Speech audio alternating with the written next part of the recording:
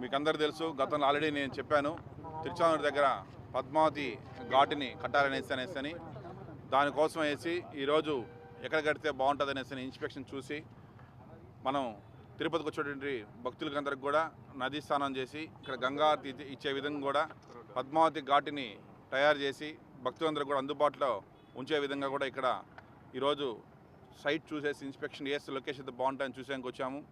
అదేవిధంగా ఈరోజు ముఖ్యమంత్రి శ్రీ చంద్రబాబు నాయుడు గారు కూడా దీనిపైన చాలా ఇంట్రెస్ట్గా ఉన్నారు. ఇది అతి త్వరలో సార్ కూడా వచ్చి దీన్ని కూడా చూస్తాడు. ఈ లోపల మేము ఇరిగేషన్ డిపార్ట్మెంట్తో ఎస్టిమేషన్ రెడీ చేపిస్తున్నాము. టీటీడీ కూడా ఆల్రెడీ ఇన్ఫర్మేషన్ ఇచ్చాము. ఈఓ గారు కూడా ఎక్స్ప్లెయిన్ జరిగింది. చైర్మన్ గారు కూడా సుమారు 100 కోట్ల వరకు అవసరం అవుతుంది. సో ఆ ఎస్టిమేషన్ అన్ని కూడా ఈరోజు ఇరిగేషన్ వాళ్ళు కూడా మన లొకేషన్ చూసిన తర్వాత దాన్ని ఎలా చేయాలా, వాటర్ ఎలా స్టోరేజ్ చేయాలా, ఆ వచ్చిన వాటర్ని కూడా ఎస్టీపీస్ ఎక్కడెక్కడ మొత్తం ఫిల్టర్ చేసే విధంగా కూడా ప్లాన్ చేస్తున్నారు. సో అవన్నీ క్లియర్ అయిన తర్వాత పర్ఫెక్ట్ ఎస్టిమేషన్ అనేది వస్తుంది. ఓకేనా?